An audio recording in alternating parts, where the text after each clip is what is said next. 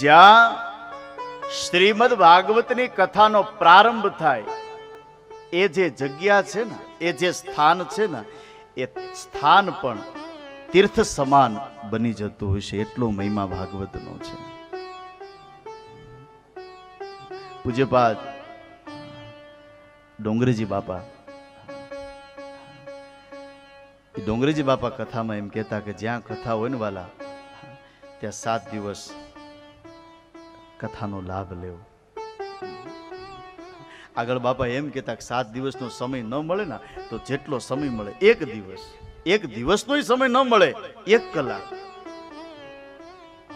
1 કલાકનો સમય ન મળે ને તો 6 મિનિટ કળયુગની અંદર કથામાં પોતાનું મન કાળિયા ઠાકરને અર્પણ કરી દઈને વાલા, તો પણ પરમાત્મા બહુ રાજી થાય છે, બહુ રાજી થાય છે વાલા.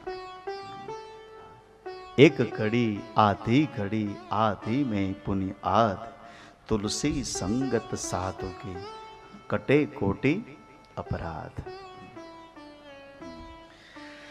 એવી મંગલકારી ભગવાનની કથા છે. આવો મહાત્મ્યના 6 અધ્યાયમાં પહેલા અધ્યાયનો પહેલો શ્લોક. સચ્ચિદાનંદ રૂપાય, બોલો સચ્ચિદાનંદ રૂપાય વિશ્વોત્પત્યાદિ હેતવે વિશ્વોત્પત્યાદિ હેતવે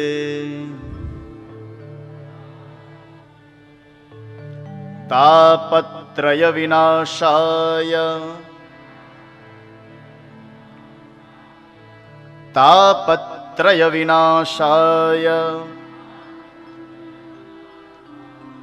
શ્રી કૃષ્ણાય વયં નુમઃ.